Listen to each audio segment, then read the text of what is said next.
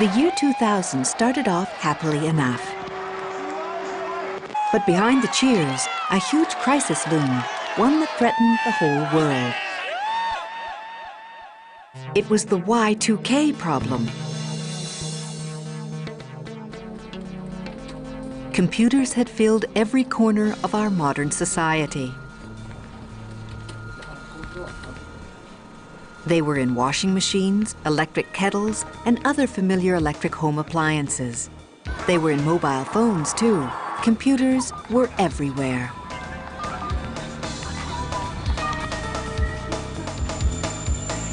Computers process money at banks. They control operations at factories and the movement of airplanes. It was these computers that people feared might malfunction the moment calendars flipped to the year 2000.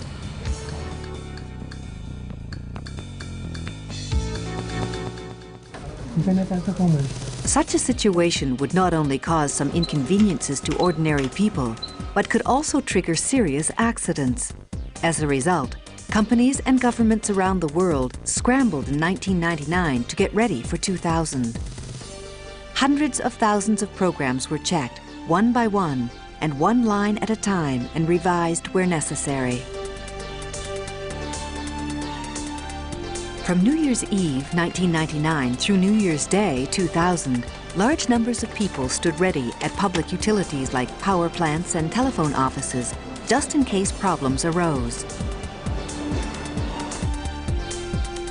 At banks, deposit balances for every client were printed out as backup in the event electronic data vanished.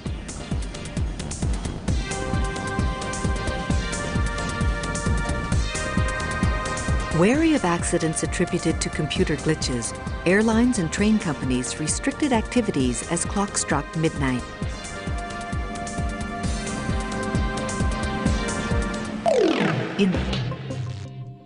Companies began using computers for ordinary business activities in the 1960s.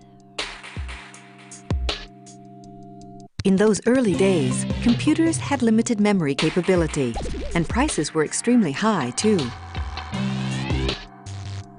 To use computers efficiently, the data subject to processing had to be as streamlined as possible.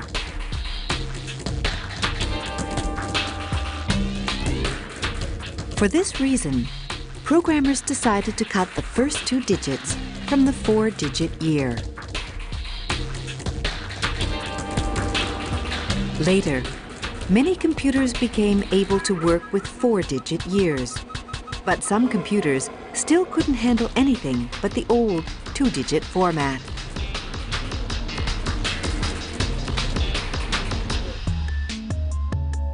So some odd things happened that ordinarily would never come to pass.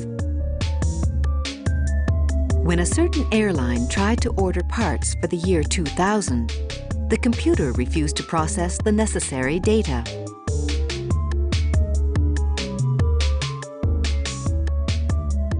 The computer interpreted the digits 00, which were meant to represent the year 2000, as the year 1900, and determined the number to be an error.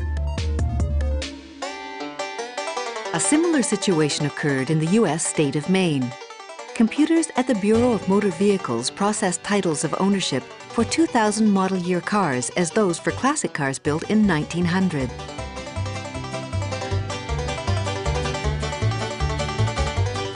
The state issued titles for horseless carriages instead of cars or trucks. New model vehicles would need horses to pull them, all because of the Y2K problem.